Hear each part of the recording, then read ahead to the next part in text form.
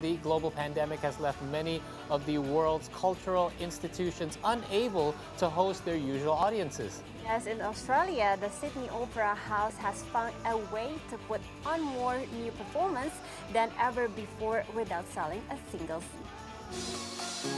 It's been 7 months since the Sydney Opera House closed its door to the public.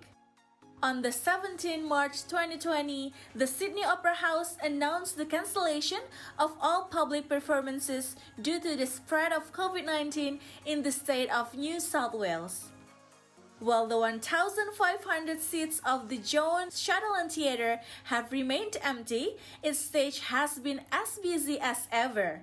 Since the venue's closure, the Sydney Opera House has hosted over 50 events, all performed to empty auditoriums. The events are part of the Sydney Opera House digital series, From Our House to Yours, which launched in May.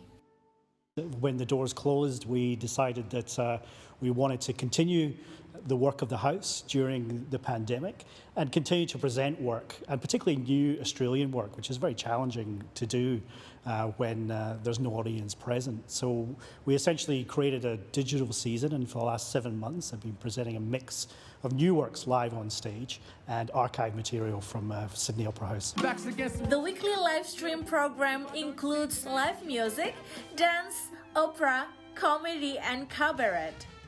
The Sydney Opera House reports that over the 31st week of the digital program, they've received more than 6 million views and downloads from across the world. While Australian audiences make up most of the viewership, the program has received large online traffic from the United States, Germany, New Zealand, and Canada. One of the key things this has shown us is that the future of the Opera House can include a hybrid model of live presentation and digital presentation. I think prior to COVID, there's perhaps some kind of reticence or a kind of lack of understanding that actually digital can enhance the experience or can certainly run in parallel and provide an alternative.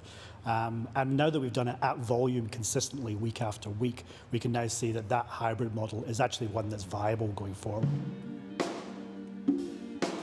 Performing to an empty room has been the easiest task for all artists performing at the Sydney Opera House.